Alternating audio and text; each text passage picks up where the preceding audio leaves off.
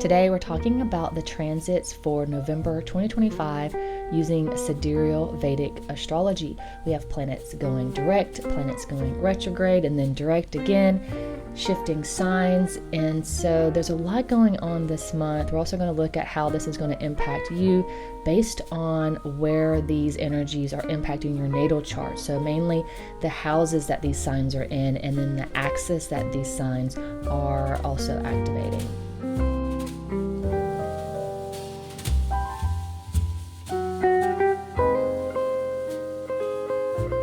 We're going to start out with talking about Venus, because on November 2nd, Venus enters her own sign of Libra.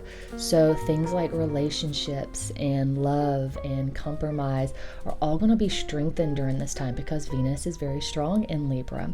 And if we think about Libra, it's the masculine expression of Venus.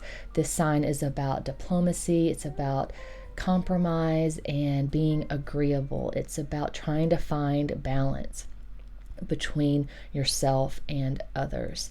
And so this is going to be a great time for making deals, signing contracts, coming to an agreement, especially in relationships, but also in business, because Venus represents not only love and beauty, but also money and luxury and business contracts. And so business partnerships will also be energized during this time.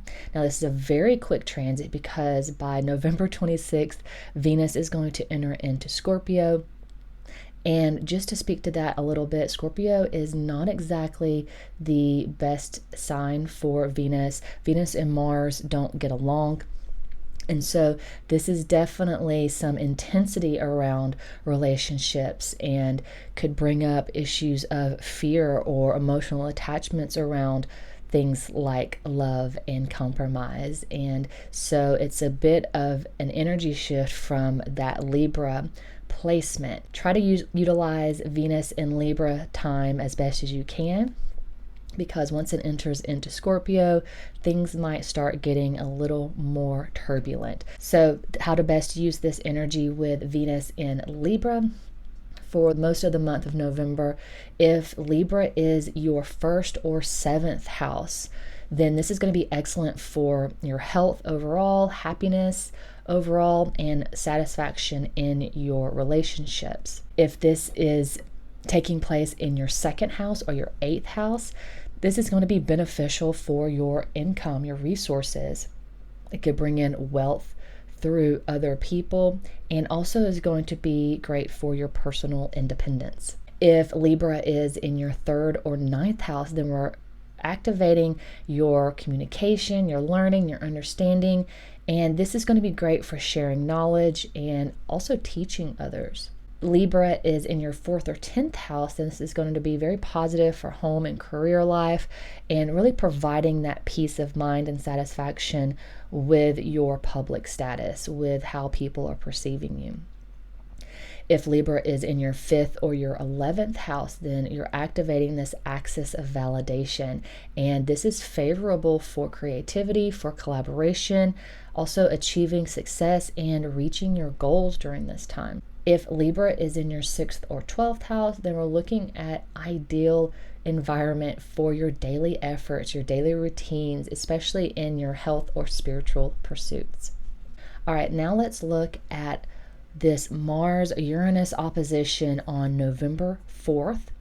They're going to be exactly opposed. So if we look at the time leading up to November 4th, there could be some intensity. The energies can be increasing, and then we have that culmination event on the 4th where the planets are exactly aligned. And so this is a very powerful opposition. It has the strength for an explosive breakthrough.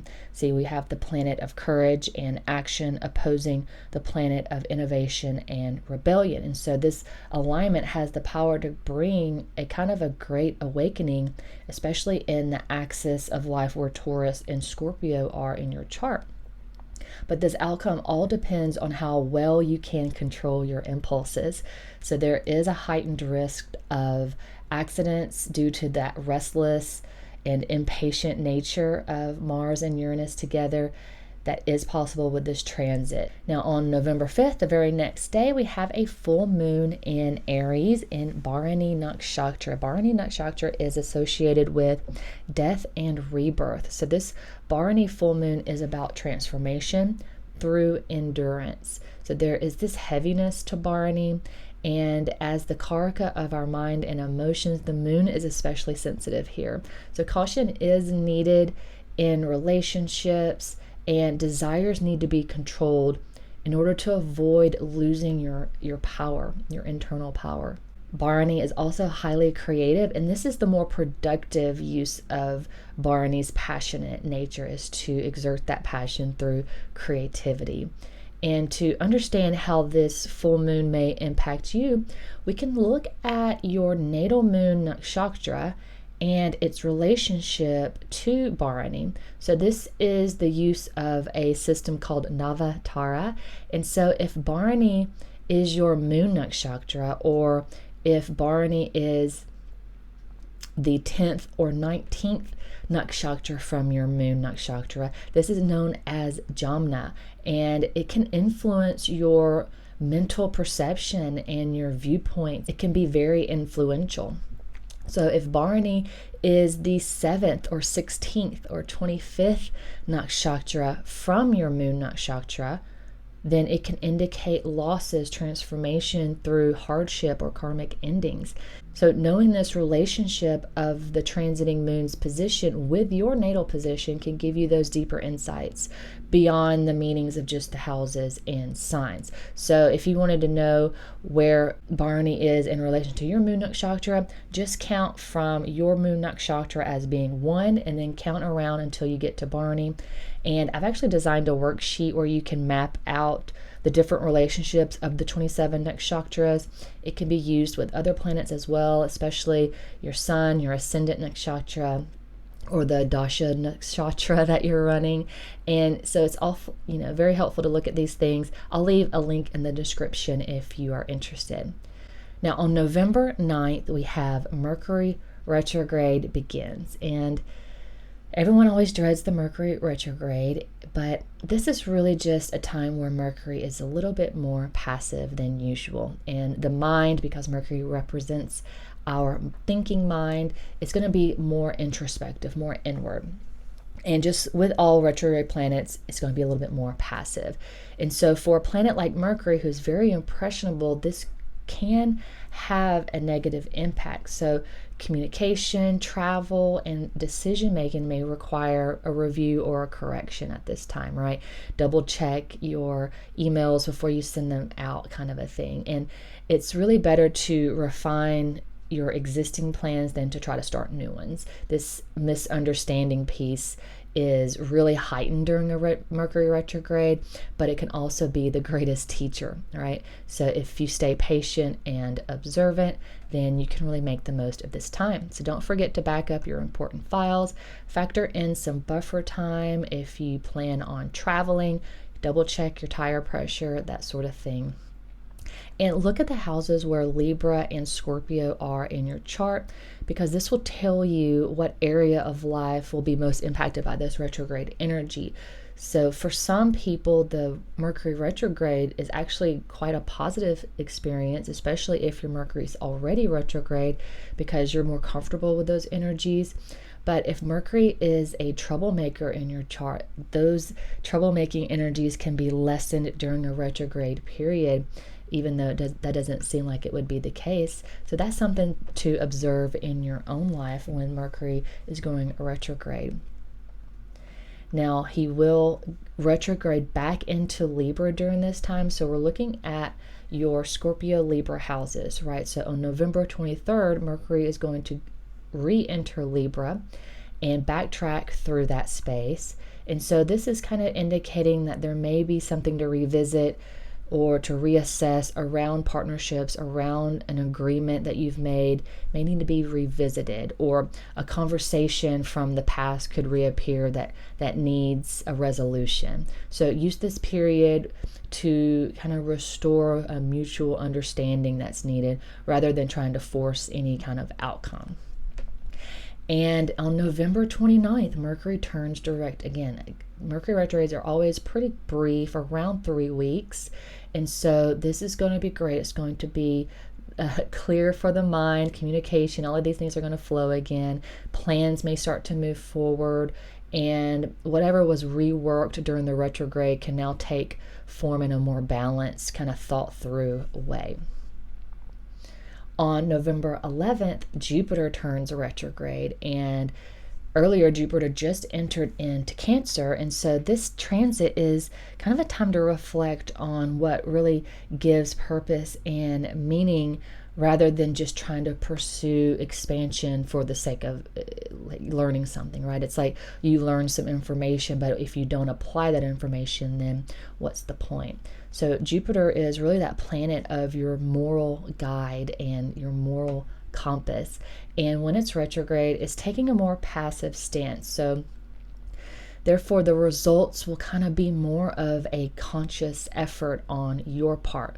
So he's still strong in Cancer, but once he moves into Gemini, you may find yourself revisiting old beliefs, old teachings, that sort of thing. And then especially looking at where Gemini is in your chart, what house he rules, that will be kind of where those lessons are about. Now on November 16th, we have Sun entering into Scorpio. So the Sun transiting through Scorpio is going to bring intensity and focus on change, on transformation. This is what Scorpio is all about. It's got that 8th house association.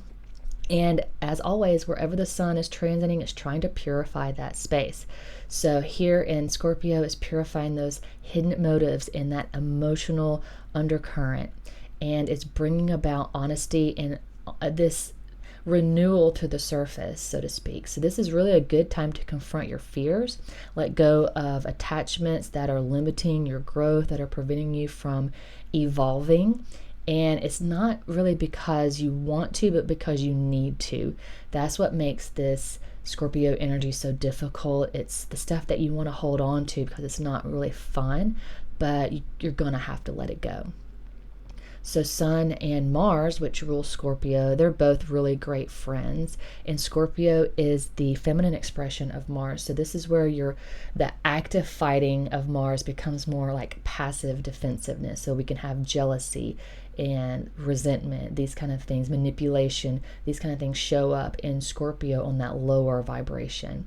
So wherever your Scorpio house is where you're going to experience this karmic change. So it's a really good time to declutter, right? Declutter that area of life where Scorpio occupies in your chart.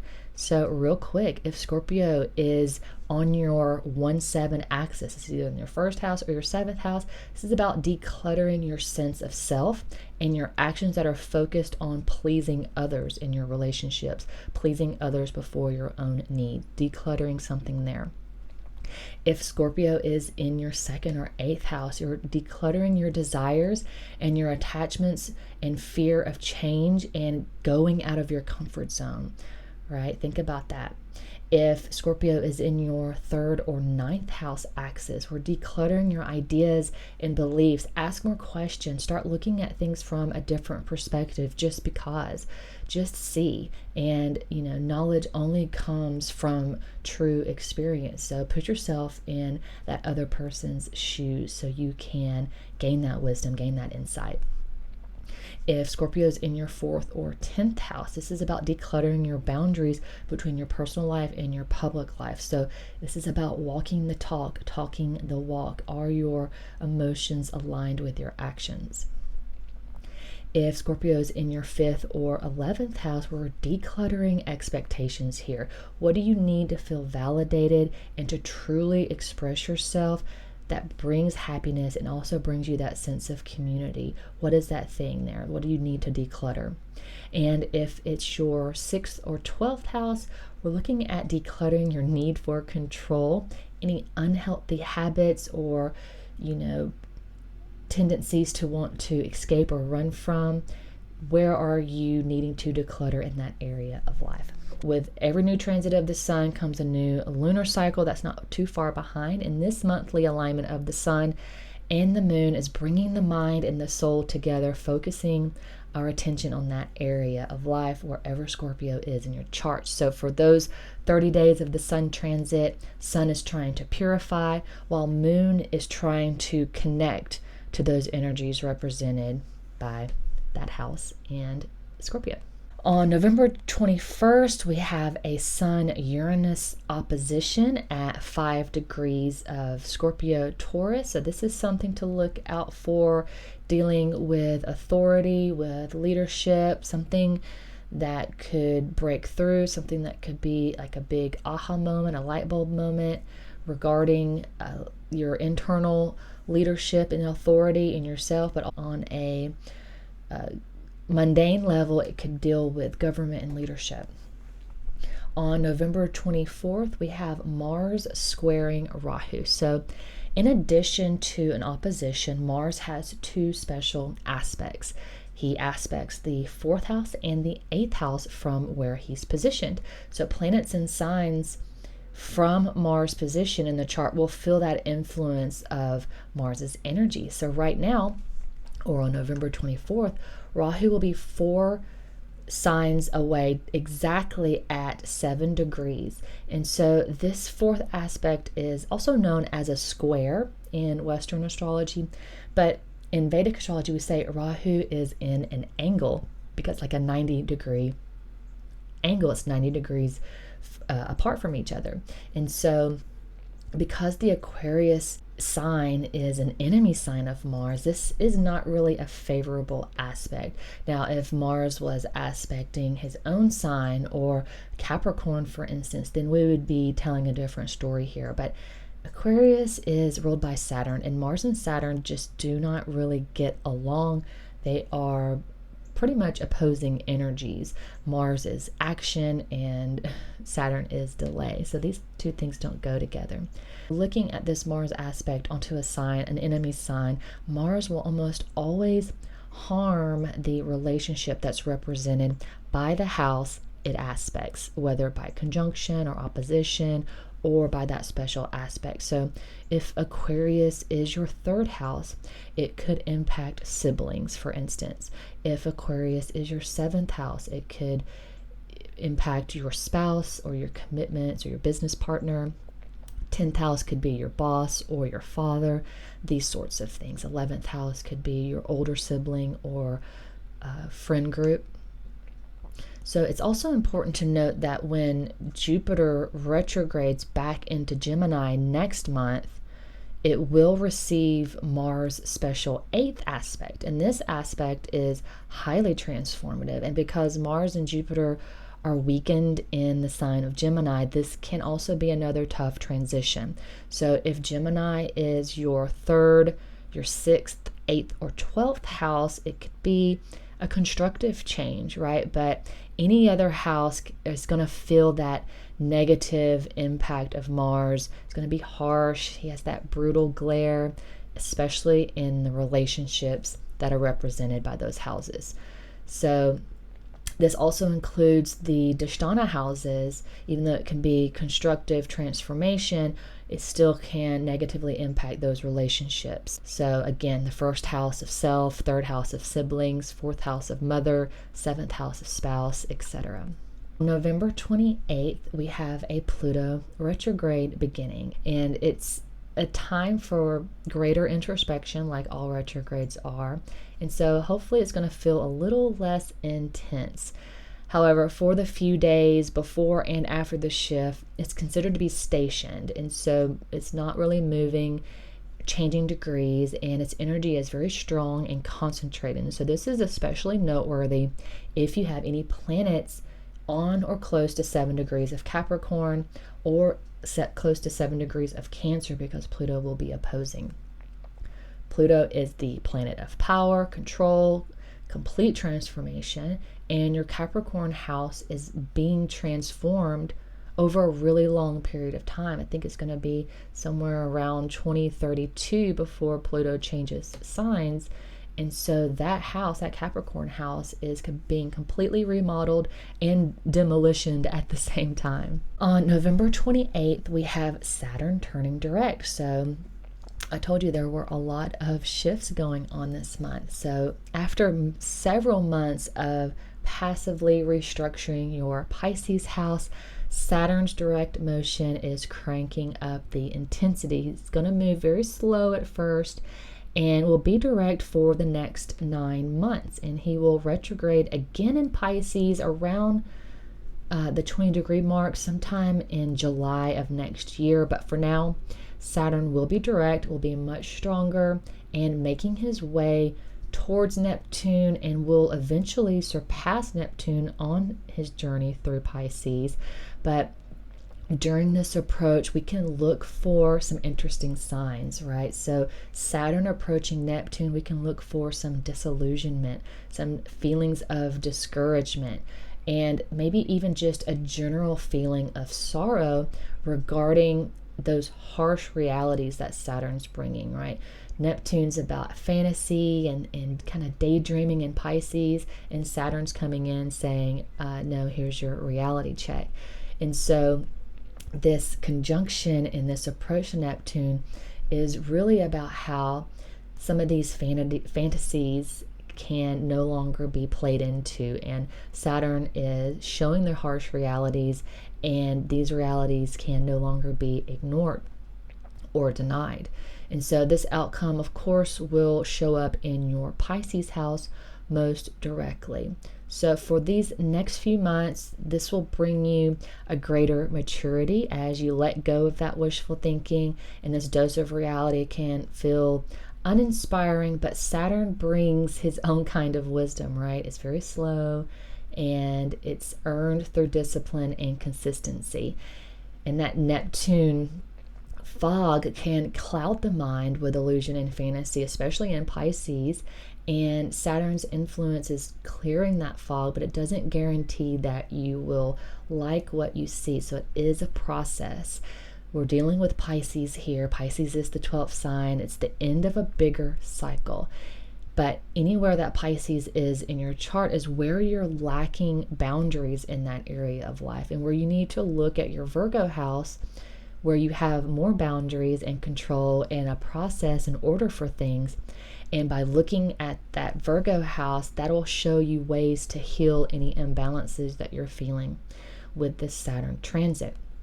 So let's get into that. If Pisces is in your 1st or 7th house, we're dealing with boundaries between you and other people, right? Your relationships, your compromises, the agreements that you are making. And so Saturn is restructuring that. If you have Pisces in your 2nd or 8th house, we're dealing with boundaries between your desires and your attachments.